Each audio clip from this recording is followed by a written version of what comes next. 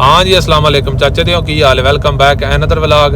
अल मदीने तो उठ बैठे हैं एक जनाब तैयार शहर होके अल्लाह पाक का जनाब ना लैके राही पै गए हैं। 120-30 किलोमीटर तो बाद आ गया अल बदर जनाब रेखा छिकियाँ नाश्ता जनाब एक बार दबा के किया। नाश्ता करने तो बाद 50 तो 60 किलोमीटर तकरीबन सफ़र है यंबो का, जिथे गड्डियाँ खाली करनियां ते अगे जनाब जा रहा राजा।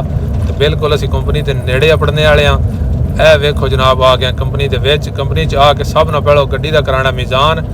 ए जनाब मीज़ान उत्ते ब्रेक मारी, उस तो बाद जनाब थले गड्डी लाइए तो चैकिंग वाले आना उन्हें जनाब शीशा चैक करना है। ए जनाब वो आ गए ने, शीशा उन्हें चैक किया। उस तो बाद इत्थे जिथे खाली करनी है साढ़े नाल काले आन फोर्क लिफ्टर वाले उन्हें जनाब कुट के जनाब ला के थले मारीए। फिर दोबारा मीज़ान ते आया तो उस तो बाद मीज़ान वाले को वर्का लिया तो इत्थों जनाब लोड है अपना दूजा वापसी शीशे का। ए वेखो जनाब लोड कर गड्डी बाहर काढ़ लीए। फिर जनाब डिलीवरी नोट लिया तो 50 वाले मत्ते ते आ गया जनाब राजे। तो मैं रोटी खाधी है। उस तो बाद है रूम है अपना 50 वाले मत्ते ते। इत्थे जनाब आके हुण लम्मे पौन लगे हाँ। तो इंशाल्लाह मिलते हैं नैक्सट व्लॉग विच। अल्लाह हाफिज़।